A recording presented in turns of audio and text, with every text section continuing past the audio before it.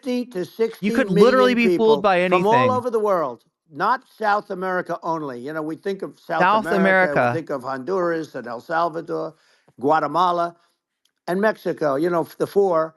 But it's not that. It's everywhere. They're coming in from everywhere. You got to be a little bit more media savvy. This is a super I'm not trying to be important point. critical, Like, but people, it's like basically it's when I about went media down there, I was like, literacy. well, where are people from? It's like almost no You one. should was be from looking Mexico. more for like statistics It's just the border. It's just the border with Mexico. And less for clips. I know it's easier to watch a fucking clip than it is to parse statistics, but America is clips can only, lie to you a lot easier than statistics can. can. Of the population of Earth. It would only take a few percent of the. You could clip me from this stream and make it look like I love Donald Trump. You had to see the and you could news take that on about Twitter New York. and you could show it to people and be, look at this. She's a conservative. Doing to it is She's a Trump horrible, supporter. What they're doing to it. She loves Trump and she loves RFK. Trump. Okay, then let's focus on Trump. You could make that who clip. Did nothing wrong. I complain about a rigged election. Elon, what somebody probably is making that clip right now. They're getting ready to cancel me, sweet cinnamon. From the Congo, they're coming. From the Congo, it's all your fault. I'm going to get canceled, and it's going to be your fault. How are you going to feel about that? They're murderers, and they drop them. They drop them. They take them out of jails, which is very expensive, you know, to maintain the jails. Although they don't do too much. Sweet cinnamon, there are always illegal immigrants. They take them out of okay, jails, prisons. They take them out. And there's they a bring big them to border. The United States. It's very long. They deposit them in the United States since they don't ever come back. Prohibitively expensive. It would be prohibitively expensive to like hermetically seal it. They won't come back. And that's not even the problem. If you want to deal with immigration, they're coming from Asia. You got to deal with foreign policy, right? There's a reason that people leave their country. They don't just randomly be like, oh yeah, let's fuck up the United States and come in here, right? There's reasons that people leave their homes. That's what is happening when people immigrate, you know, in vast numbers. They're leaving their home. And they're leaving their home because it's fucked up. And it's fucked up because we fucked it up through our foreign policy. In fact, in this case, Trump is responsible for the foreign policy that drives immigration. So he has created the problem that he's using to campaign on. And suckers like you make it worth his while. Crime is down. Suckers with no media literacy, all you got to do is show them a clip, would be the same. And they'll believe anything you say. I'll tell you what, Venezuela has not gotten rid of all of them. They've gotten rid of about 70% of their really bad people. Their jails are about 50%. This is the claim he's making. He's not just saying that there are immigrants coming from Venezuela. He's saying that Venezuela is specifically letting criminals out of jail, sending them to the United States. Why would you put 100% of it? And they're doing it right now. They're sending over Hannibal Lecter. They're sending over murderers. They're sending over like these, like really. And he doesn't have proof of it. I beat Biden. He's able to say that. He's able to show you a clip, and you believe his narrative because you have zero media literacy. He did so badly, or I did well in the debate. You know, the first night they said, "Wow, your mind has not adapted to the new media environment." To new technology, to the way that things work now, to the way that people are able to lie to you. That's the way I get treated. You haven't figured it out. What I can tell you is so you're being played. We cannot have a Democrat. We cannot have her. She's incompetent. She's as bad as Biden in a different.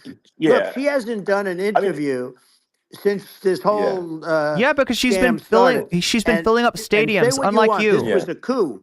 This was a coup of a president of the United States. He didn't want to leave, and they said, we can do it the nice way. That's not a coup. He's still president. They just took him out back behind. That's not what a coup is. You know, what they did with this guy. That's political pressure and he was a on a candidate, the worst president in history. And to convince him to leave. At the end of the day, it was Joe Biden's decision. Would have never happened. Russia would never have attacked Ukraine. Again, he's saying more things that he can't prove. We wouldn't have had the Afghanistan mess, if you think of it. Well, and we wouldn't have had the Israel mess if it wasn't for Trump's take a few of those events away, and we have a different failed diplomacy. We would also have sending his son-in-law in to make negotiations, into cutting the Palestinians out of their own negotiations, going around the Palestinians to do bilateral negotiations between Israel and other countries in the area, instead of having the Palestinians at the table and making an actual lasting peace, so that October 7th would have never happened. And I'm convinced that it never would have happened without Trump. Do not fear. And I think they do. His policies created so many of the crises. They rightfully be. I mean, but you know, look at the footage with the assassination. They're like, okay, you know. And right now, Russia is holding out on talks, on legitimate peace talks with Ukraine, because they think they can get a better deal under Trump. They want to keep more of Ukraine, and they know that if Trump gets in the White House, they'll be able to do that.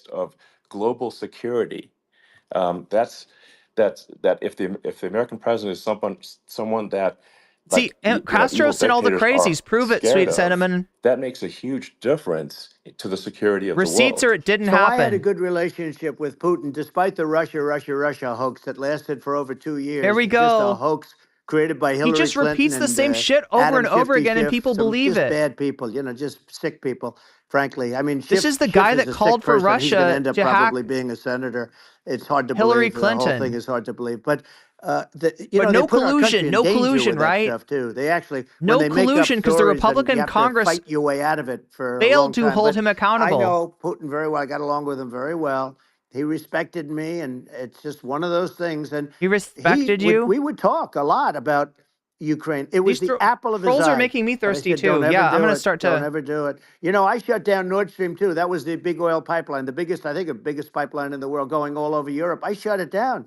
Biden came, and then they say, I loved Russia. I was a friend of Putin, and I loved Russia. No, he actually said to me one time, he said, "If you're my friend, I'd hate to see you as an enemy." I shut down his pipeline. You shut down his pipeline? They were Wait. looking at that to fund, and this Look, I don't think this is a good pathetic thing. president But gets in Biden there, like and the first physically thing he shut did, one down of the that early things he pipeline. did is he shut down.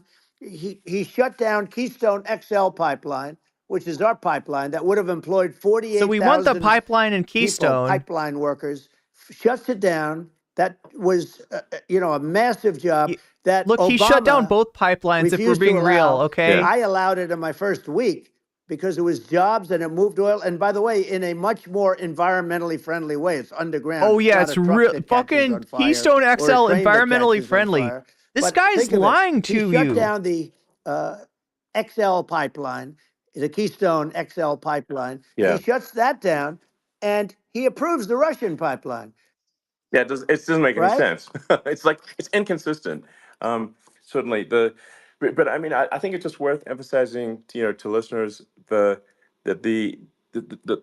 immense importance of whether the United States president is intimidating or not intimidating, and how much that matters to global security, because there's some real tough characters out there, and if they don't think the American president is tough, they will do what they want to do. I know every one of and them. that puts the, that, Again, that this puts, is just that, it more puts the narrative. whole world in danger. Elon, I know every one It's of a them, big and I deal. know them well. I know Putin. I know President Xi. So this I know is Kim what you're Jong-un of hearing North right Korea. I know here every one is of them.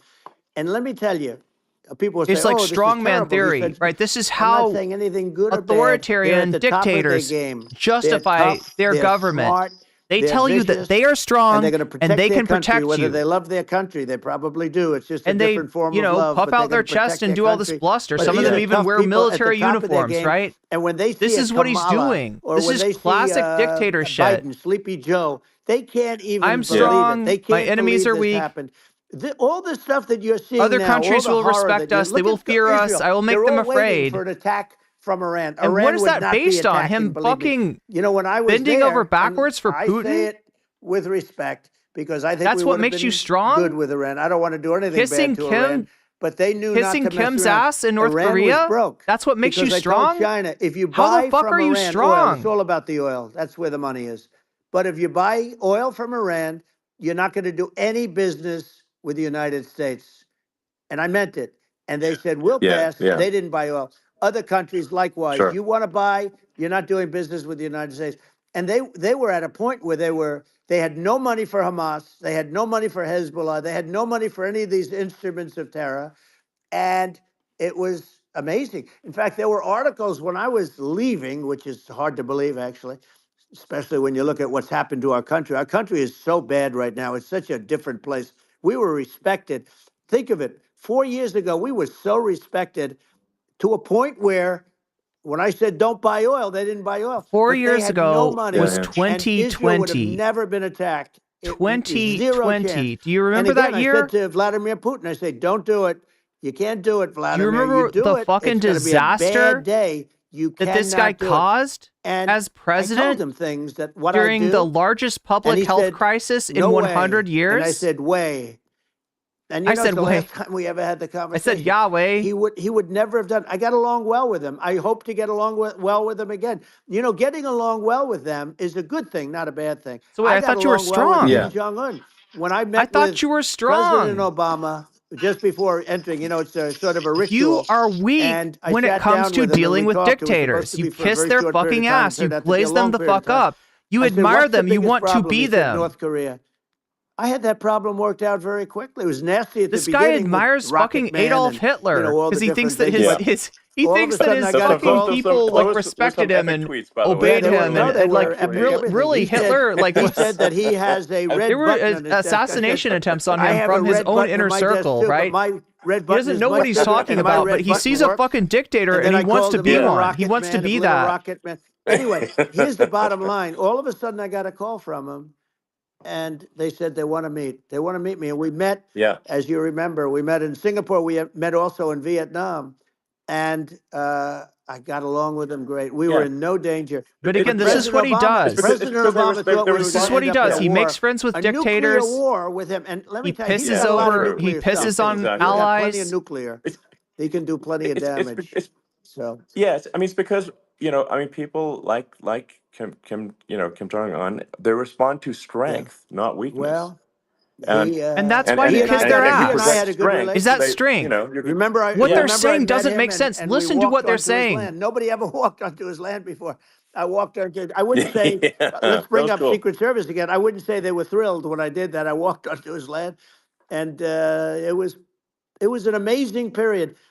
But we were not in danger with him because of me. You know, I always say that we have enemies on the outside and we have enemies on the inside. We have some really bad So there he people in our goes, right? government and people that He's an are authoritarian and controlling dictator. Of the people. He's not I mean, concerned I'd with mention names, but dictators. I really don't want to give them the credit. Those But are we his have some really friends. bad, and I say they're more dangerous than Russia and China. If you have a smart president, Instead, a he wants president to that gets it, suppress we are not dissent in from danger inside. those This is the guy countries that because told they need us and they that need tried our to help. get the I mean, we forced Obama tried to if get you think soldiers about it, to Obama shoot and Biden, protesters. and Bush to a certain extent, in all fairness, forced Russia. This is the guy and that China ordered the together. extrajudicial And if you're a killings history of student, somebody the first thing in you learn is you Portland, cannot Oregon. let Russia and China align. But then they also got, if you take a look, Iran, and they have North Korea. That's, they call it the axis of evil. In the old days, you had the axis of evil. Here we have a modern day axis of evil. These are powerful countries, very heavy Now, nuclear. when he says axis which is of the biggest evil, threat. he's You know, the quoting biggest George threat is W. not Bush. global warming, where the ocean's going to One rise of Trump's main things, one of the things that you'll hear from his supporters, is that he's not like Bush. He's not a neocon. He's not a warmonger, and he's not a big spender. He's not going to spend a whole bunch of money to do wars. And yet now here he is quoting George W. Bush. So like, yeah, they used to call him the axis of evil in the old days. We should fucking bring that back, right? Did something with Russia. And he did an act of war against Iran. And when I left, we are damn lucky that he didn't start a war right then and there. Big armies on the border. His failed diplomacy, right? And I looked at that in Israel. And I thought he was doing that. Very likely may start a war. I thought he was doing that to negotiate. The most likely front for a major war to break out on right now is Israel and Iran. That is due. It can be a NATO country. Now, that is due to his failed diplomacy as long as there's been NATO, between Israel and other countries in the Middle East that resulted in October 7th. And you're not going to hear this in the media. This president with a low IQ, very low. They are not going to point this out. He had a low out. IQ 30 years ago, by the way, but now he might not even have a IQ at all. There's nothing on the board that goes this low. He said things that were so stupid that war would have been. Somehow when you say stupid with a lisp, it just doesn't hit the same. There. Zero chance. He was saying everything the opposite. Everything the opposite. And it's so sad because many more people have been killed in Ukraine than you read about. You don't read about how bloody it is and how disastrous. Sure. Hey, look, just in the two armies, you lost 500,000 people. And, Ukraine's having a hard time. Ukraine, I don't know if you saw the article recently, and it's true. You don't hear the true story. I feel like Ukraine's invading Russia. Russia's gone, Russia defeated Germany with us, and they defeated Napoleon. They've been around a long time. They're a big fighting force, and it's very unfair. And Ukraine now doesn't have enough men. They're now using young men and very old men to fight. And we're in a very bad position. And I'm not going to blame Russia's bringing in fucking mercenaries. Russia's bringing in people from China. A smart president could have stopped that. It wouldn't have happened.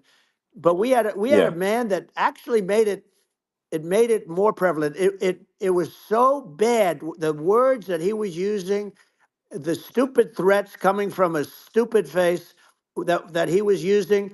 I said, this guy's going to cause us a war. About? He's going to cause us. And let me tell you, it can lead to World War III. That can lead to World War III. The Middle East can lead who's he talking about? We have numerous places that could end up in a World War III right now for no reason That's true. whatsoever.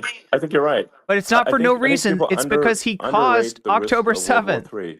And it's just and that has allowed Israel to global thermonuclear warfare, provoke it's game over multiple conflicts on multiple fronts. It's something that people have, I think, after the end of the Cold War, people have become now we've got an ally of the United States committing war crimes. There are currently a lot doing of nuclear ethnic missiles cleansing that have targeting parameters for the United States from 100%. other countries. And one of the things we're going to do is we're going to build an Iron Dome over us. Israel has it. We're going to have the best Iron Dome in the world. He loves this idea of like hermetically sealing off the country, right? Because it just it's a very authoritarian mindset that he's got, right? When he talks about the wall, what's the idea of the wall? Hermetic sealing. Nothing gets across, right? We completely, shut it down any in and out, right? But and this Iron Dome is the same idea. That's so important, the most important. But with all of that being said, the election's coming up, and the people want to hear Iron about domes the economy don't work and the fact that they can't buy groceries when they're because overwhelmed they don't have enough money to buy groceries. The inflation has killed them. Food prices are up 50, 60, even 100% in some cases. And this stupid administration allowed this to happen, and it's a shame. Again, and that's the thing that people most care prices about, went in up my opinion. as a They care result about the border a lot. Of the pandemic, the pandemic that Trump oversaw like where I can discuss something and did a bad job. And by the way, you think Biden could do this interview? Do you think so? Would there be could do this inflation? They would take a pass no, on you. they could not. With a better president having overseen the pandemic, possibly. Questions. Possibly there could have been less, but when you think that somebody that does this very likely that was going to happen regardless, or is afraid to do an interview. And in her case, with a very the real problem is corporations taking advantage of that situation but the big thing in order to keep prices artificially high because now people are used to paying higher prices. Is the single most important and if they keep the prices higher, they make more profits. That, but it doesn't have to. If I understand it, that's all you need, because if I was president, you're not going to have that kind of a problem. But the thing that they really is making them angry is what Kamala and Biden have allowed to happen to the economy. It's a disaster with inflation. The inflation, it doesn't matter what you make. The inflation is eating you alive. If you're a worker or if you're just a middle income person, you can't afford, 4 years Again, ago, at this point, the problem's not inflation. The problem is Today, they're using all greedflation. their money and borrowing money just to live. It's a horrible thing. Inflation's actually under control. And we'll end that quickly. Well, I think a lot of and if anything, a lot of people just don't the country could stand for inflation comes from government overspending because the checks never bounce when it's written by the oh government. my God! Who did the government overspending? Now look, I'm going to cut him a break here, right? And if the money supply Trump did spend money that's inflation in stimulating the economy, right? The stimulation, we need to writing out checks to everyone. Spending, because people couldn't go to work. I think we need like a government efficiency that actually needed to happen to say like, hey, where people are we spending needed money that. The economy would have crashed without it. But he's now trying to go back to Elon Musk is trying to go back to Reaganomics. I think $1 trillion to the deficit roughly every 100 days. That's right. Oh my God! Do you really want to argue about deficits on the national debt? Have now when you can compare the deficits under Democratic presidents to Republican presidents and see that it's always higher under Republicans? No, I don't think that's a super useful metric to look at. But if that's what you want to go by, bombers that were 70 years old, and we did a great job in that. Then we gave 85 billion of it back to Afghanistan, if you can believe it. We gave them 85 billion. They're one of the largest sellers. I clearly don't buy my own groceries. They're selling what we gave them. That was one of the most embarrassing understand that days prices in the are history of our not country. But in a one-to-one correlation let's go back to with inflation. right? the economy. There's inflation. We have to bring energy that prices happens down. as the Energy result of started things it. like a The worldwide price of pandemic, gasoline. and we have Now, your worldwide cars don't fucking require too inflation, much right? There's gasoline, that. you And have then a there good- are and you do companies make a great keeping the product, I have to fucking say. I have prices to be extra honest with high. you. That doesn't mean Listen to the everybody words should that are have it like coming out the of my truck, mouth. But these are minor details. But your product Inflation is goes incredible. down. The But cost for your gasoline, Elon, is the cost for the corporations cost of go energy. Not down, only gasoline, but they it's the keep cost your of heating your prices house and high cooling your because house. you're used to That paying higher prices has to at the come down. grocery store, and they It's want to gone keep up more of your money. 100%, They're fucking you 150 over and on both 200%. sides. And that has to come down. You're putting When more that money comes down, and we're into gonna drill, your baby, job, drill. You know, they into stopped your workplace, drilling, into and the then company that they you went work back to for, drilling then because they are went paying back you. to the Trump policy. All right? But if they won, And then you the are day paying after they more get for into goods and office, services, then it's costing this them. country will And go they're out of business keeping the because they're gonna excess. go to They're an keeping the energy policy surplus. that's not sustainable. You're Wind getting fucked and different over things. You're not going to have anything. Yeah. by And I know you're a big corporations, fan of the AI. and you're getting tricked And into I have to blaming, say I don't that know, Democrats, AI, and immigrants, this is shocking to me, but AI trans people. requires twice the energy that the country already produces for everything. And this So is the fucking you're game gonna that have to they build- play. We're going to have to build Because a they lot of never want energy you to blame if the our system. country They will be never want you to competitive blame with China, capitalism. because that's our primary But competitor for capitalism this sets up a on the system AI. where crises You're gonna need a lot of crises electricity. happen You're gonna need cyclically. The tremendous reason we have these electricity, words, recession, almost double depression, what we is produce because now for the whole capitalism country, if you can always believe brings it. this about. Sure. And who gets fucked over when that happens? This basic. Is it the owners thing, which or that is it people the try to make it sound workers? complicated, but it's not. But Every inflation is caused by single government time, spending. it is the workers. Would you agree that we need to take a look at government spending and have perhaps a government efficiency commission that just tries to make the spending sensible and so the country lives within its means, just like a The person does? waste is incredible, and nobody negotiates prices. You used to have a lot of people making jets. Tyler and you end Teal, up nobody with two knows what the companies, fuck and you're they'll saying. probably try and merge at some point. I mean, I went through it, like Air Force, just a thing like Air Force One. One of the first documents they asked me to sign, a general walks in, "Sir, would you please sign this document?" And what is it? Air Force One. That's with Boeing, which is basically two planes, two 747s. And the price was $5.7 billion for two planes. Now, now they're highly sophisticated. That's insane. They're even nicer than your plane, okay? But much more sophisticated. They're very, I won't say what's on it, but they got a lot of stuff on it. Anyway, but it's 5.7. That's a crazy It's number. a crazy number, but I said, I'm not going to pay 5.7. I'm not going to do it. I said, who made the deal? Oh my God, Obama chat. and his people. I said, well, then This I know is the a very deal's long no and good. I'm not meandering gonna do it. conversation. And over a course of about Are we bored 4 with this weeks, yet? by my saying I'm not going to do One it. in chat if you're bored. I got the price reduced by One in chat if you want me to move on. for the exact same plane, other than we had a nicer paint job, if you want to know the truth. But for the exact same plane, I saved one. And I said to Boeing, man, you guys must make a lot of money if you can reduce the price by that. But now what I do hear is that corporate they're profits going have back soared to during the pandemic. You're right, Mrs. Jones. Biden administration. You're exactly right. And wanting big cost overruns, because they see these dopey suckers in there, and they'll end up getting some of the money back. But I shaved it by Are we getting bored? I'm getting a lot of bored people. Same plane. And you can Do I have now a lot of take bored that people in chat? and multiply If that you're out bored, times we're going to move thousands of on. other Okay. items. Multiply it by a the zillion. numbers I'm not here to bore you. astronomical. I agree with But you. apparently Elon and Trump are. Well, I mean, I think it would be great to just have a government efficiency commission that takes a look at these things and just ensures that the taxpayer money, the taxpayers' hard-earned money, is spent in a good way. And I'd be happy to help out. Michael, you're defending. If it were formed. Well, you're the greatest cutter. I mean, I look at what you do. You walk in and you just say, "You want to quit?" They go on strike. I won't You're mention defending name the of very company, thing but that you're they go on complaining strike, about, and you say, right? "That's okay, And you're you're all not getting gone." it. That this is You're all how gone. capitalism So every one works. of you is gone, This and is what you are the capitalism greatest. You would be does. very good. Right? You You would love complain it. about But, if you fucking look at prices being too Well, I'd be high. happy to yeah. help By the way, out. congratulations. Why are I just prices looked too at the high? number of people that are listening to you and I chat. Who We'll did call it that? chat. Was it the But, ghost of Hugo Chavez? Congratulations. This is very Or good. was it the invisible it's great. hand? And you're an interesting character. The Yeah, Lispy Trump was new funny, but head it's kind of a place called Argentina, and he's a big, Malaysia. he's Argentina. great. And Yeah. he's a big MAGA fan. You know that he Oh, ran were we on talking about MAGA. Milei? We're talking about And Milei. He took it to an extreme. What's too. going on He here? ran on MAGA, and Twitter I hear space. he's doing really a terrific job. It's called Make Argentina Great Again. It worked out perfectly. He came in, he bought a lot of hats, he brought everything, but he's doing a big job. He really cut. And I'm hearing they're starting to do pretty well. Inflation's getting down. You know, they had like 2,000%. They had inflation like not normal inflation. They had He made the inflation worse. But what is Trump we're talking gonna have about? That pretty soon. We have. I think we have the worst inflation we've had in 100 years. They say it's 48 years. I don't believe it. I think we have the worst. They don't include a lot of the items that should be included. You know. Yeah. Well, it's well, look, just from the way that they calculate overspending inflation and is actually about the cost of goods and services, right? That's what inflation is. Just now, here's the truth of the so many matter. departments you can't the even cost name of them goods and services went up.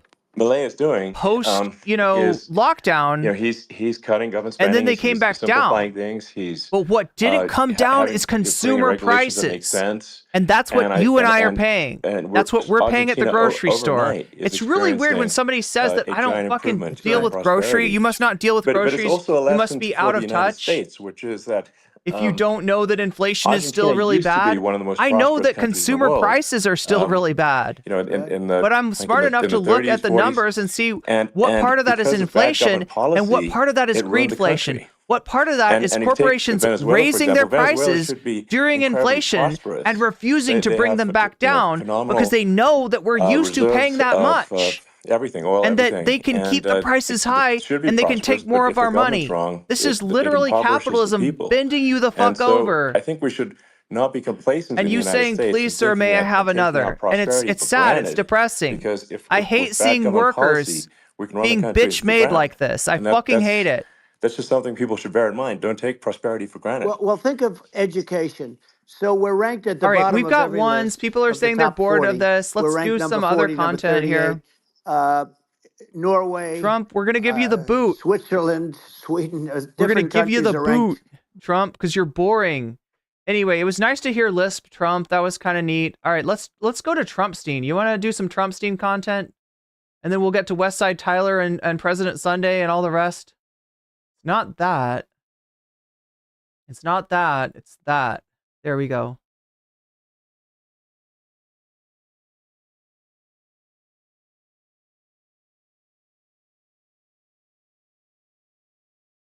Can we talk for a second about the fact that Donald Trump is flying around right now in Jeffrey Epstein's former jet, and Donald Trump is campaigning on the Epstein plane? It seems like a pretty big deal, right?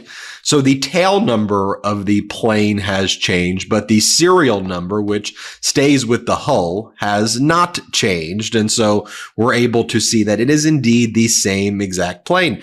Here's Jeffrey Epstein in front of his Gulfstream 550 Aero. Here's Donald Trump. He's now put Trump 2024 over the same Gulfstream that Jeffrey Epstein used to traffic women in. Folks, let's just take a look at the data so we can see it for ourselves. You'll see that Jeffrey Epstein's plane had a different tail number than what it currently is. But as you take a look at the serial number, take a look right here at the serial numbers and you'll compare them. The serial number 5173. Compare it to the serial number right now, 5173, and you'll see that it is the same Gulfstream 550 plane. You put them side by side, undisputed, same plane.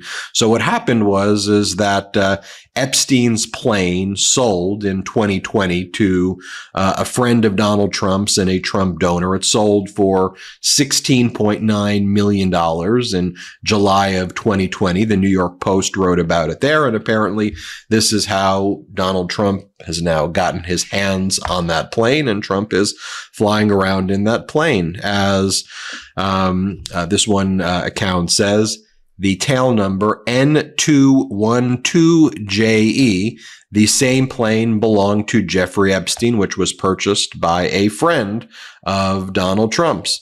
The same account said, is anyone going to ask Donald Trump why he was flying on Jeffrey Epstein's plane on Saturday and campaigning in it, and why it is now? Yeah, Michael, corporatism actually makes sense. Why it now has... Sorry, let me say that the right way. I sound like I'm endorsing fucked up ideology. I mean, it makes sense as a description for what we've got going on. The Trump Vance names on it, or it says Trump 2024. We're going to call it out and we're going to question it here at the Midas Touch Network. And we're going to just show people the facts and people can assess for themselves. And, I think that Donald Trump is flying around in Epstein's jet currently. Just think about it. There's a lot of look, there's probably a lot of memories for him in that plane, right? That's not the first time he's been on the plane. Wait, am I like that? Trump's been on Epstein's plane, right?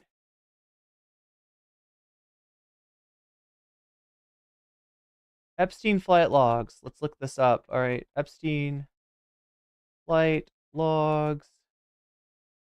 Donald Trump. There's probably a lot of memories for Trump on that plane. 550s out there that you could have got. That's the one that you want to use. But look, I think it opens up the Pandora's box, and we should talk about their relationship. We should talk about the fact that Donald Trump and Jeffrey Epstein were very close friends. And for those who watch the Midas Touch Network, you know that we've done our digging on their relationship and we continue to just talk about it and report the facts. So let's report the facts, shall we? Donald Trump and Jeffrey Epstein were very close friends in the 1990s, and they were very close friends in general. They both lived in West Palm Beach. And Donald Trump said about Jeffrey Epstein in 2002, that this is a direct quote that Donald Trump gave to New York Magazine, that Jeffrey Epstein is a great guy who likes women on the younger side. Donald Trump meant girls, but Donald Trump said liked women on the younger side. Now, this is a literal quote from Donald Trump. One of the areas where Jeffrey Epstein recruited from and trafficked women was from Mar-a-Lago. Case in point, Virginia Giuffre. Virginia Giuffre was working at Mar-a-Lago. She was previously homeless. She then worked at Mar-a-Lago, and Ghislaine Maxwell, who did the trafficking for Jeffrey Epstein, found Virginia Giuffre in Mar-a-Lago, and she said, I'd like you to meet a wealthy person who I work for, and the rest was history, and that's how she was introduced to Jeffrey Epstein. Now, you go through the photos of the fact that Donald Trump brought his kids around Jeffrey Epstein. There's like a photo right here. Donald Trump hung out with Jeffrey Epstein. All right, here we go. Trump flew on Epstein's jet 4 times in 1993, as well as once in 1994, 1995, and 1997, according to flight logs made public in 2021. The flights were between Palm Beach, Florida, and New York City airports, with the 1994 flight stopping at Ronald Reagan National Airport. Now, did he fly to Little St. James, right, is the real question. Maybe they'll touch on this in this video. A ton of times. They frequently partied together. You see that photo right there, the infamous photo. And Donald Trump is on Jeffrey Epstein's phone logs. Donald Trump is on Jeffrey Epstein's flight logs. Jeffrey Epstein brought a woman of indeterminate age on Donald Trump's plane, which was previously reported during the Ghislaine Maxwell sex trafficking trial. A person testified that when she was 14 years old, Jeffrey Epstein introduced her to Donald Trump. Throughout the Epstein files, Donald Trump's name appears on the list over and over again. Donald Trump is in the depositions of women who were trafficked by Epstein, who talk about how Epstein said, I got to call my friend Donald Trump and let's land the plane. The plane, I guess it could be the plane that Trump's on now, but land the plane in Atlantic City to go to one of Trump's casinos. It may have been an earlier plane at the time to go and meet Donald Trump in Atlantic City. So you see this over and over again. I mean, look, what did Donald Trump say before Ghislaine Maxwell's criminal trial, or while her trial was taking place, when the press asked Donald Trump, what do you want to say to Ghislaine Maxwell, who Donald Trump was friends with?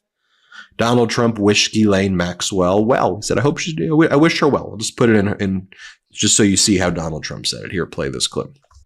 Ghislaine Maxwell is in prison, and so a lot of people want to know if nobody can pronounce her name correctly. She's going to turn in powerful people. Ghislaine. I know you talked in the past about Prince Andrew, and you've criticized Bill Clinton's behavior. I'm wondering, do you feel that she's going to turn in powerful men? How do you see that working out? I don't know. I haven't really been following it too much. I just wish her well, frankly. I've met her numerous times over the years, especially since I lived in Palm Beach, and I guess they lived in Palm Beach. But I wish her well, whatever it is. I don't know the situation with Prince Andrew. Just don't know. Not aware of it. The best bacon, the best steak, the best chicken, the best salmon you'll ever eat. It's not going to come from the grocery store. It's going to come from the meat taste like it should, because it's going to come from the top of the hour ad break that happens every hour on the hour on Twitch that I haven't even been mentioning, right? That this thing is happening. And if you want to get out of that ad break that's coming up again in like 11 minutes, get yourself a sub, right? You could do that for free with a Twitch Prime sub. If you have Prime, you can do that for $6 with $6, or you could possibly be gifted a sub. That can happen. That does happen, but it's more likely to happen to you. Ghislaine, yeah, Ghislaine is how it's pronounced, right? It's more likely to happen to you if you're active in the chat, and that's for the people over on Twitch, right? On YouTube, unfortunately, getting a membership is nice and it gets you perks, but it does not get you out of the ads. So, luckily for you, though, the ads on YouTube are skippable. Family Farm does it better, and the moink difference is a difference that you can actually taste, unlike the supermarket. Okay. Plus, We're you can get meat now a chance to invest. Get meat is back on the menu. God damn, that's so a long now ad in read, 2024, too. Donald Trump is flying around. Anyway, this is Midas Touch. If you want to go follow them, I should probably say that since I'm skipping their ad here. In the Epstein jet, campaigning. I'm not in endorsing the them, jet. but same serial here's number, their link. same airplane. Wait, here's their link. And you see all of the connections there. How about when Donald Trump went on Howard Stern and talked about how he would, one of the reasons he owned beauty pageants is because as the owner, he would inspect girls naked. And he said that they'd allow him to inspect them naked. No, they didn't. It was without consent because he would say, I'm the owner of the pageants. Here, play this clip. Well, you could also say, as the owner of the pageant, it's your obligation to do that. So you have done that. Now, I'll tell you the funniest is that I'll go obligation to go creep in like dressing rooms. Go backstage before a show. Yes, and everyone's getting dressed and ready and everything else, and no men are anywhere. And I'm allowed to go in because I'm the owner of the pageant, and therefore I'm inspecting it. I'm inspecting. I want to make sure inspecting it. I want to make sure everything. What their naked bodies are good. You're like everything is good. You're there. Yeah, and wait, was this pageant one for underage people? I can't remember. I can't keep all the Trump shit. It's just like hard to keep it straight. Is everyone okay? They're standing there with no clothes. Is everybody okay? And you see these incredible looking women. And so I sort of get away with things like that. And by the way, I sort of get away with things like that. Numerous women who came forward who talked about Donald Trump engaging in that behavior. Let me just show you a few right here. Play this clip. Is it normal to see men in dressing rooms at pageants and the owner of the pageant? No, the director of the North Carolina, South Carolina, Louisiana, and Alabama pageants, it's very much a family atmosphere. She doesn't even go backstage when the girls are getting ready. Only the female chaperones are allowed backstage in the dressing rooms with the girls. I've never had an experience where there were men or directors or anything like that walking back in the dressing rooms. Yeah. As I understand, you have an experience of something that happened the night before the pageant? Well, not the night before the pageant, but when we were in New York City on the media tour, they were doing a book launch at Trump Towers for the Universal Beauty book, and they had a bunch of former Miss USAs and Miss Universes and all 51 of us, and we did the red carpet, and that was tons of fun. And then they lined us all up, and Trump went down the line, and he shook your hand and, looked you over, looked you up and down, head to toe, and was just checking everybody out. And you felt? I felt very dirty. It was very creepy. It's kind of like when you're at a bar and a creepy guy is checking you out. That was the experience for me. Here's Tasha Dixon, Miss Arizona 2001, talking about what Donald Trump would do. Play this clip. He just came strolling right in. Oh my God, thank you, ADHD. You noticed something I didn't know. female chaperones, meaning the contestants were minors. There was no second to put a robe on or any sort of clothing or anything.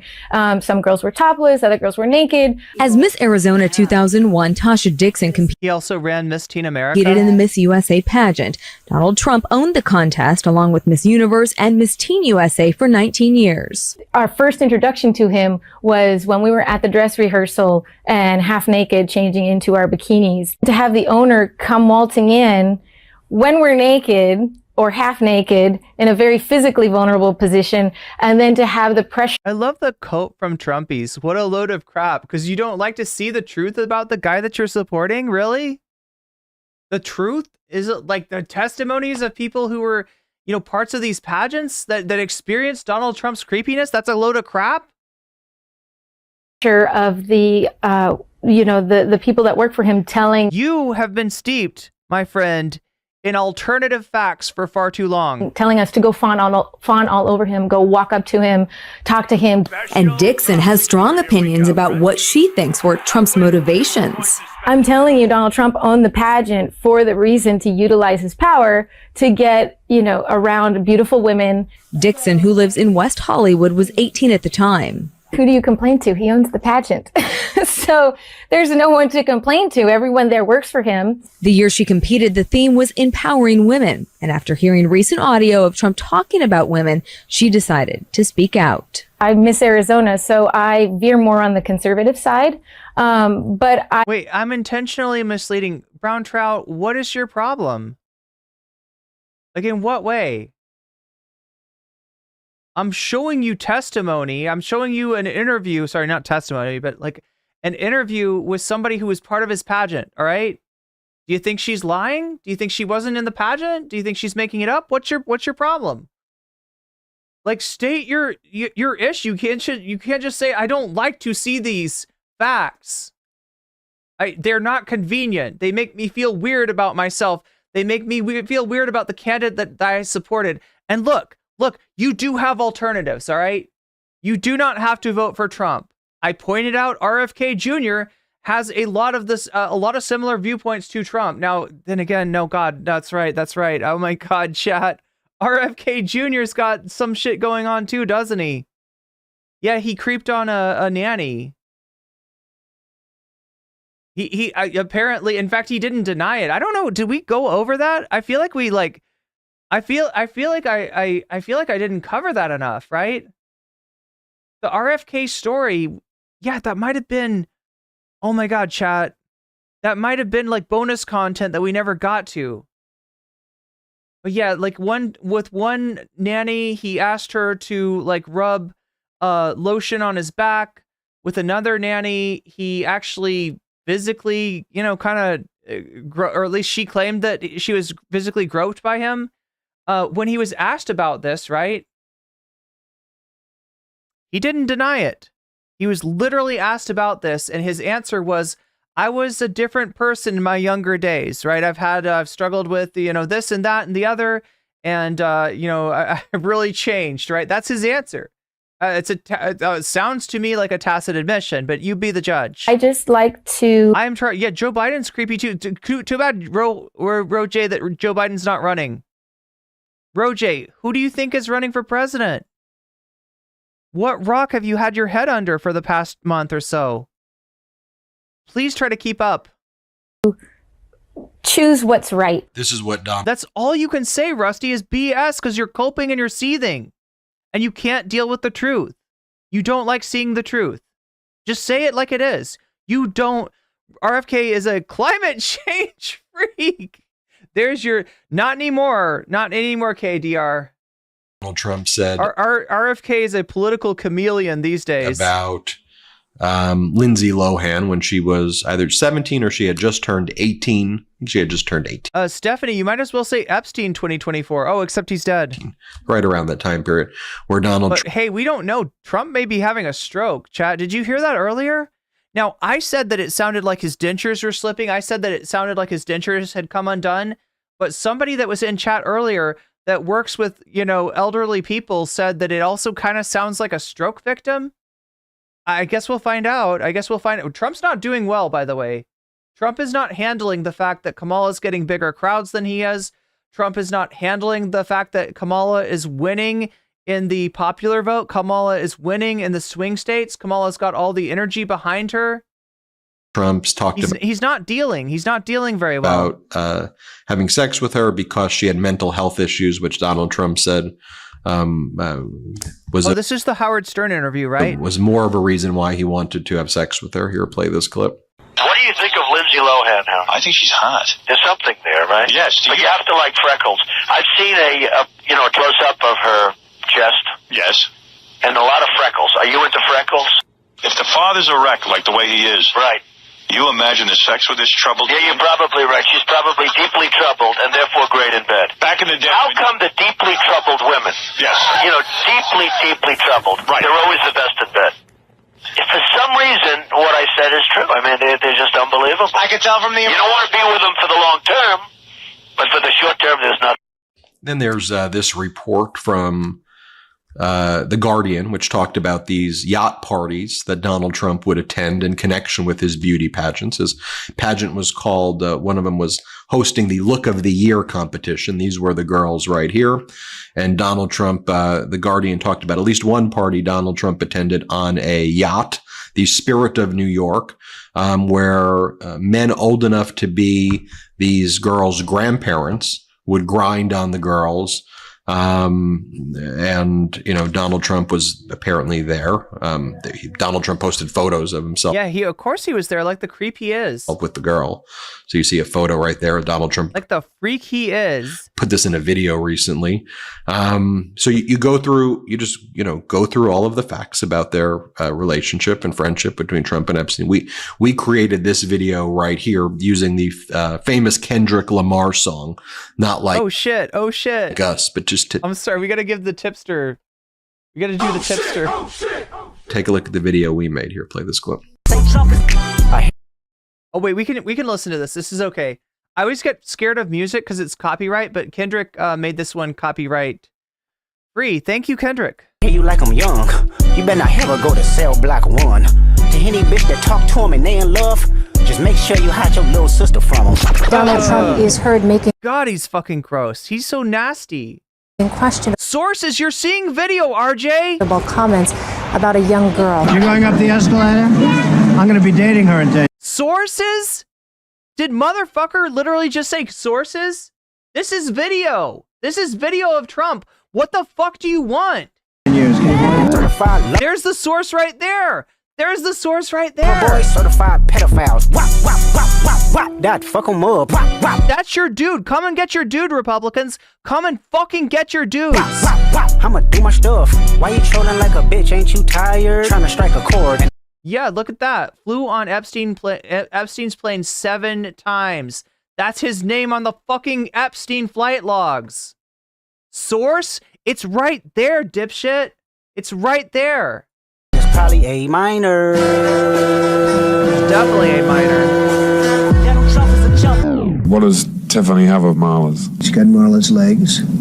We don't know whether or not she's got this part yet. He routinely... No, god damn. He's talking about his fucking... Is that his kid? Is that his fucking kid? I mean, we already saw that he said shit like that about, what's her fuck? Ivanka, right? But that's a 1-year-old. Spoke fawningly of Jeffrey. He admired Epstein's lifestyle. Well, we're going to be fearless in our coverage here at the Midas Touch Network, and Donald Trump is using Epstein's plane right now. We're going to talk about it. God you should share that information with people. I mean, we are. There you go. Creepy and disgusting. Now you make up your own fucking decision if you want to vote for this creep. Right? And you can't go to fucking, well, Biden smelled somebody. Oh my, you can't do that anymore. Biden's not running. Biden's not on the ballot. Kamala and Tim Walz, they don't do this shit. This is Donald Trump. He is a very special kind of freak. Anyway, chat. Anyway, let's see. We got a little bit more of this. And I quote him, "This is what the Democrats do to their Republican opponent, who is leading them by a lot in the polls. This is AI, and it is very dangerous for our country. Oh crap, I forgot about this. Wait, what? Okay. Also, I was never on Epstein's plane. Yo! You bought Epstein's plane. What are you talking about? We just saw this shit. This guy's a straight up liar. Oh my God. Or at his stupid island? That's how he's gonna push back? It's a stupid island anyway. Little St. James, I own Big St. James. Or at his stupid island. Strong law. Why does he put stupid in quotations? I don't understand. Laws ought to be developed against AI. It will be a big and very oh, this is what the AI story is about. Dangerous problem in the future, end quote. Here is the problem I have with this, not the AI part, that was awful. I have a problem with what he said because only part of his denial may be true. There is no record of Donald Trump ever visiting Jeffrey Epstein's Caribbean island, Little St. James. That is clear. But there is plenty of hard evidence that he rode on Epstein's plane. And as we saw, he's flying Epstein's plane right now. That's where he's at. And not just one time, 7 times, at least 7 times. And we know that because his name appears in... Like, how old? This is 7 months. Oh my God, chat. This is 7 months ago. Right? So she doesn't know. The irony, like, I guess this is a more recent development. We just got this from Midas Touch, right? That he bought the plane, that he's flying around in the plane, that he's doing campaign stuff in the plane. This is fucking bad. This is wild. Flight logs that are submitted to the FAA. Here's what they reveal. Trump flew 4 times in 1993. He flew once in 1994. And that JE, guess what that stands for? Guess what JE stands for? And again in 1995. Jeffrey. Those are in addition to a flight that was previously Jeffrey Epstein reported and documented in 1997. All of the flights were between Palm Beach and New York City. And the logs show Epstein was on board the plane with Trump as well, each of those times. The 1994 flight is notable because Trump's then wife Marla Maples is also listed on the flight log. And according to those logs, they decided to bring along their then infant daughter, Tiffany Trump, as well as the family's nanny. They are all on the log. On the flight in 1995, the logs say that Trump also brought along his then 12-year-old son, Eric Trump. So, again, these are documents that are submitted to the FAA. These are not just claims made by someone in a deposition. So it is hard to sort of reconcile when the president says, I was never on that airplane. Thank you for watching. God damn. All right, we got one more video of this, right? The sex trafficking trial of Ghislaine Maxwell entered its 2nd day and first full day of witness testimony this morning. The longtime associate of Jeffrey That's a family affair, isn't it? Epstein facing multiple charges for her alleged role in recruiting underage girls for abuse. Fox's Stephen Goen joins us live outside of the federal courthouse in New York with the very latest. Hi, Stephen. Hi, Daytona. Maxwell was back in court today as the prosecution called some of their first few witnesses to the stand, including one of Epstein's longtime pilots and one of his accusers, who says she met Epstein and Maxwell when she was just 14 years old. That accuser, testifying today and taking the stand with the pseudonym Jane, says the abuse first began after she met Epstein at a summer camp in Michigan, where she was told he was a donor. Prosecutors have said Maxwell was sometimes in the room when that alleged abuse happened. The testimony supporting the government's case that Maxwell was Epstein's partner in crime in the trafficking of young girls between 1994 and 2004, resulting in her 6 indictments.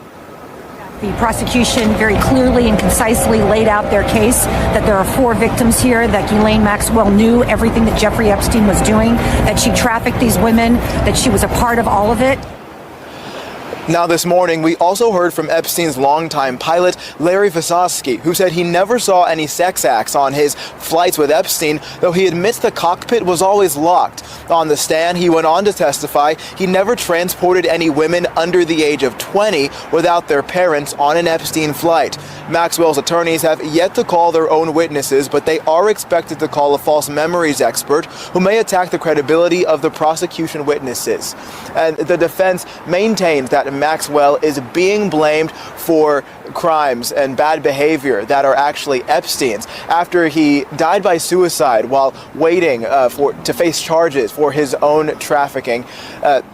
Maxwell faces up to 70 years in prison, and this trial is expected to last up to 6 weeks long. Daytona? So, Stephen, tell us a little bit more about what those victims, accusers who took the stand had to say. How far into detail did they go, and how did the defense respond? We know that their strategy is to poke holes in all of their stories. Yeah, Daytona. It was a pretty revealing testimony that we heard today. This victim, like I said, she went by the pseudonym Jane, so we still don't know her identity. She said that when she... So yeah, like, I mean, Clinton's implicated in this shit too. Like, not that I'm not trying to just like only talk about Republicans or only talk about Trump here, right? There's a lot of creeps. First met Ghislaine Maxwell, it was kind of like a big sister figure. She's very comfortable with her, but that very quickly turned. She said that she was groomed with shopping trips and money for her family that was coming directly from Maxwell and Epstein. But then once that turned sexual, she said she was ashamed and terrified by that abuse that was going on. And then when it comes to the response from the defense, yes, they're poking holes in this. These memories are more than 20 years old at this point, so they are definitely calling into question the credibility of everything that was said today. And also the pilot taking his stand, as you can imagine, probably very close with Ghislaine and also Epstein. What else did he have to say about who was coming on and off of that plane? Well, it's a few things that we have heard before, but this really confirms it. That pilot said that former presidents Donald Trump and Bill Clinton had been on those flights. Actor Kevin Spacey, he said, had also been on those flights. And this is a man who worked for Epstein from 1991 to 2019. So that's quite a long time. And he said he saw several important people on those flights, but he was very specific when he said that he didn't believe he had seen any women under the age of 20 on those flights alone. If they were on those flights, he said they were with their parents. Daytona. Stephen, last question for you. What are you going to be looking for tomorrow on day 3 of trial? Well, on day 3, we'll be looking to hear from potentially more witnesses. We know that there are potentially 4 that could be speaking, and we've just heard from 1 today. So looking for more of those witnesses who are accusing Epstein of abuse, I should say, and just waiting to hear those testimonies and their memories from all those years ago. Daytona. All right. Fox's Stephen Goen. All right, so let's see. We've got an article from Daily Beast here. Let's take a look at this. So I may have misspoken earlier. I guess I assumed they meant that the campaign had bought Epstein's jet. This article says they rented it. So I'm sorry for giving you fake news, right? They didn't buy the jet outright. They rented Epstein's jet. And like I said, there's probably a lot of memories on that jet for Donald Trump, right? Probably sentimental. Donald Trump's campaign confirmed the former president chartered a private jet this weekend that once belonged to Jeffrey Epstein, but said he did so by accident. That's just like Elon's story about Ghislaine Maxwell, right? She photobombed me. That's why I've got a picture with Ghislaine Maxwell. She photobombed me. It was an accident, I swear. A campaign official told the Daily Beast Monday afternoon that Trump and staff had no idea the Gulfstream G550 was once owned by one of the country's most infamous sex traffickers. The official said that the jet was provided to the campaign by a charter flight company. The campaign had absolutely no idea the aircraft was rented previously and owned by Mr. Epstein, the official said, adding that it's just too fucking coincidental, right? I mean, like, this is potentially a jet that Trump flew on before. I'm sorry, I'm not buying it. I am not buying their explanation right here. Adding that Trump's advisors only learned of the jet's shady past once journalists contacted them on Monday. Trump's camp said that he only took one flight on the jet, a relatively short 363-mile hop from Jackson Hole, Wyoming to Aspen. This is not what Midas Touch was reporting, though. There's a discrepancy here, right? I feel like Midas Touch talked about more than this flight, where he was attending fundraisers on the campaign trail. Instead of doing rallies, which Kamala was doing, and she was packing those stadiums. She was packing the same stadiums that Trump is now failing to fill. He's falling off. He's coping and seething, and he's really losing it. Trump's not doing well right now. He flew back to Florida on Saturday night in a separate chartered plane as his private aircraft. Trump Force One, not to be confused with Weasel Force One, was still undergoing repairs in Montana. The official said Trump's campaign instructed Private Jet Services Group, a charter jet company who provided the plane, not to pull out Epstein's old aircraft again next time Trump calls. The Trump official said the company, who's been used by it's like a weird thing. Like if there's it's like staying in a room where there's been a hotel room where there's been a murder or something. You know, like you'd think that they might retire that jet or dismantle that jet or strip it down for parts or something, but no, they're keeping it around. Who's been used by the former president many times, was apologetic and assured the campaign it wouldn't happen again. Rumors about the flight quickly spread over the weekend, seemingly started on X and Reddit after the 16-year-old jet. Oh my God, chat. 16-year. It's a 16-year-old. Oh no, chat. That's just like more unfortunate coincidences, I'm sure. Jet was photographed on the ground in Aspen by a local photojournalist and a plane spotter. Online sleuths. No, really? That's like some serious plane spotting there. I don't know. Online sleuths noticed that the jet looked familiar and dug into its past using the Federal Aviation Administration's public registry to look up the tail number, serial number, and history. This is what Midas Touch was talking about.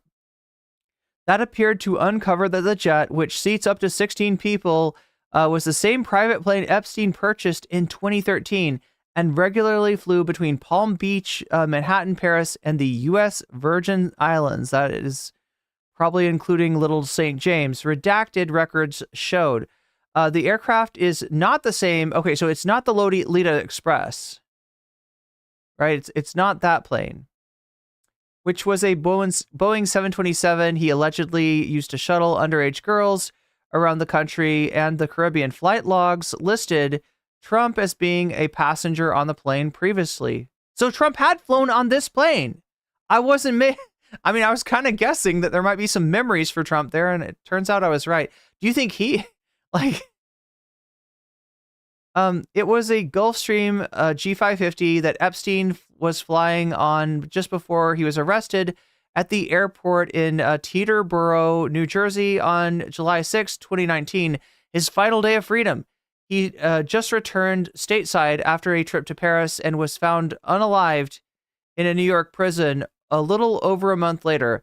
The Gulfstream G550 was put up for sale a year later at the asking price of $16.9 million, said the Palm Beach Post reported at the time.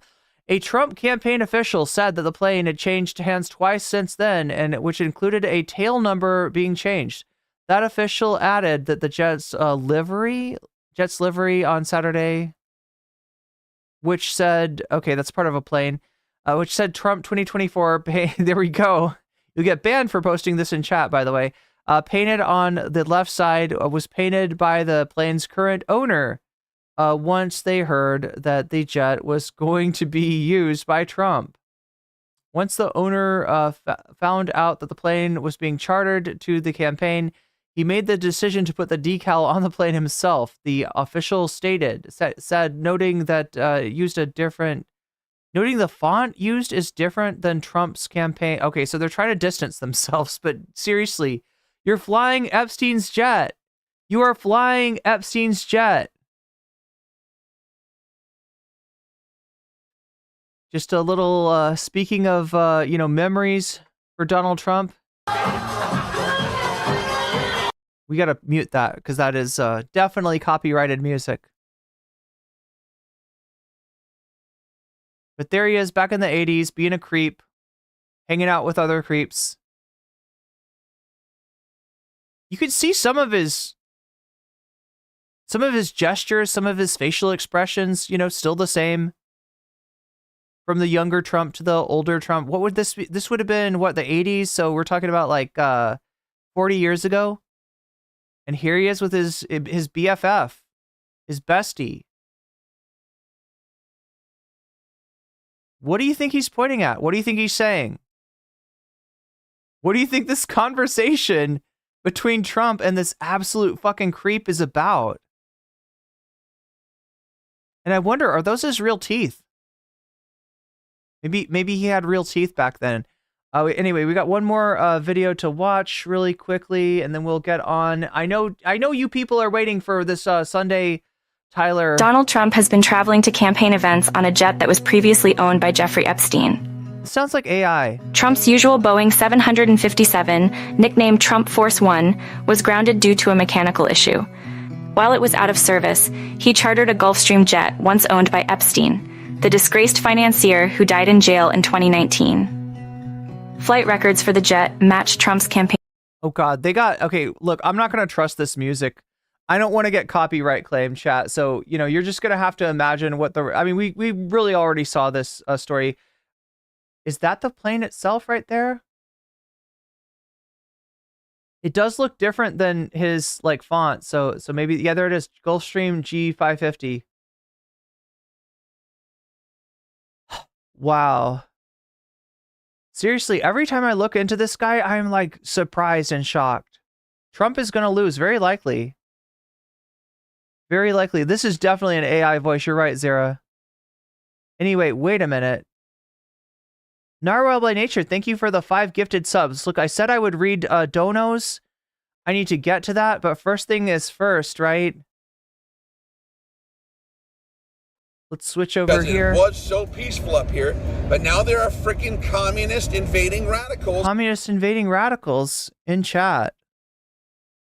Wait, how many times is this thing going to go off? Oh my God, chat. But now there are freaking communist invading radicals. It's been building up. There's many, many subs. Thank you all for subbing to me. Thank you for making my stream grow faster than anybody else's. And thank you for the gift subs. Yes. The gift memberships, right? I should read out the names of those that have been weaseled. Those who have been weaseled. Let's take a look here. Wow, indeed. Wow, indeed.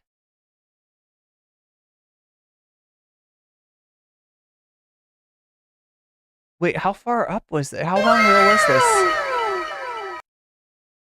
The good news is you have a lot of good content. The bad news is that you're going to start picking up this. You're going to have to start picking up the slack until you can hire an editor. Yeah, you're right. You're right, Miskatonic. Cops asked Trump if there was a complaint. Let me see if I can find. Oh, there they are. There they are. All right. Style and rail woodworking. You've just been weaseled, and that's a good thing. Felix Rios. You've just been weaseled, and that's a good thing. Digital K. You've just been weaseled, and that's a good thing. Wooden Teeth. You've just been weaseled, and that's a good thing. Peaceful up here, but now there are freaking communist invading radicals. Chase the Devil. You've just been weaseled, and that's a good thing. And thank you, Narwhal. Thank you for the gifted memberships. Yeah, that is, what does that add up to? Jeez, look at this. We're at 95% of the dono goal. There's some of you that I have not gotten your preference as far as what you want to see. Now, I realize we kind of already gave you some of the content, right? I actually already gave you this MAGA turns on Joe Rogan story. So I guess we'll do the second, Yeah, the second highest rated one. So yeah, once again, if you when you donate, let me know which of these topics you want to see next, which of these topics you want as bonus content, and I'll try to, if we hit that dono goal, I'll do the content after the stream. That goes for if you are doing a super chat, if you are doing a super sticker. I got to read out the super chats, by the way. If you are signing up on Patreon, oh my gosh, chat, I almost forgot the Patreons. If you're donating on Twitch, if you're donating through Stream Elements, if you are donating on any of the links down in the description below, if you are helping me crowdfund cool stuff in my throne, right now I've got two 16 gig, they're called RAM sticks, right, to help my computer run better, so hopefully we'll have less technical difficulties. Hopefully the stream will get better. I put stuff on there to, help the stream run better. So if you support me on Throne, you can also support me in trying to pay the bills there. That's on there too, right? But let's see. We gotta read off the patrons. Patreon signups. Those also count. Basically, any kind of donation that you send my way, you got the ability to direct that donation where you want, and I will put it. I will put your money where your mouth is, and help you help the content that you select win. So it'll add points to the polls, basically. So Omega Star, thank you, and shouts out. Jules K shouts out. Just Julie shouts out. Moe Noape shouts out. Shaxpie shouts out. Funky Monkey shouts out. Temporal Insanity shouts out. And that is those are all my fancy weasels. Everyone over on Patreon that is supporting me with $5 or more per month, you get a fancy shout out every single stream. And sometimes that's to a lot of people. So I don't know if that's worth it to you, but there you go. And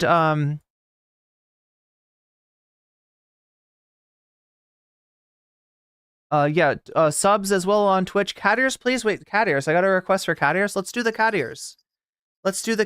So there you go, cat ears. Twitch is asking me for cat ears. Twitch, don't think I forgot about you. At the top of the hour, there's a 3-minute ad break. If you want to get out of that ad break and also help us hit the dono goal, which we're like 5% away from. We're really close to that dono goal. And also get yourself out of the ad break. You can get one for $6 or for free using a Twitch Prime sub. You can also be gifted one, possibly, if you're lucky, but you're more likely to get that if you're active in the chat. And as I said, any sort of donation that you throw my way, I will put for you. I will put your money where your mouth is, and it'll make your selected content more likely to come up in the bonus content, which we will get to after we do President Sunday. That being said, Shorts chat, it's been really nice. I'm gonna end the stream, but stick around because it'll raid you right into the full scale stream.